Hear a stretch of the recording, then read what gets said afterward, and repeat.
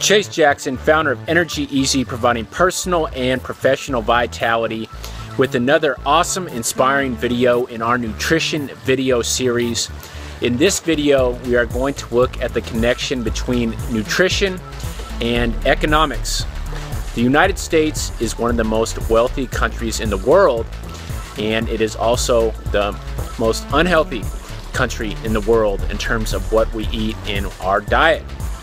And even though the United States has an extremely high gross domestic product, I think it's still the highest in the world, either that or China, but it's still an extremely high number, does not necessarily mean people are more well off. When you look at GDP, if car accidents happen, the GDP goes up. If more people get lung cancer and more healthcare costs have to go into effect, GDP goes up. When people get divorced, GDP goes up. These things are called regrettables, and as the years go by and the United States GDP keeps going higher and higher, the percentage of regrettables that are adding to that income, or excuse me, adding to that economic number, are going higher and higher as well. And for human beings, our currency that really kind of satisfies us as people is our happiness, and our psychological well-being really is what we value more than anything. I mean, the choices we make as human beings really come down to going toward pleasure and avoiding pain.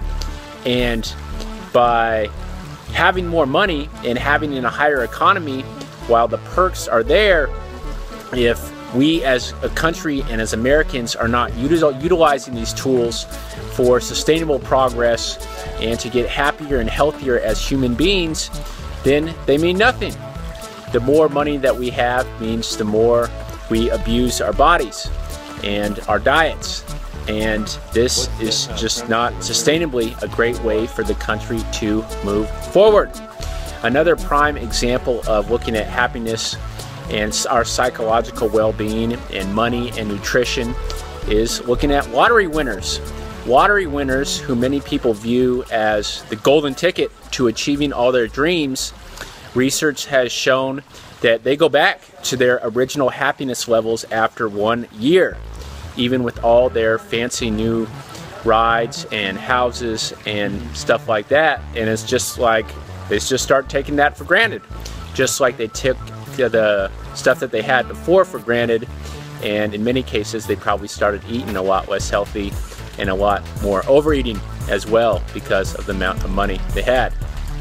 So this video outcome, yes, having a high GDP and having high money circulating percentage, cash flow, is awesome, but nutrition and wellness are way more important in terms of our psychological well-being and how we feel day to day. Chase Jackson, founder of Energy Easy, providing personal and professional vitality. Have an amazing day, as I know you are. Thanks for watching, and we will see you tomorrow.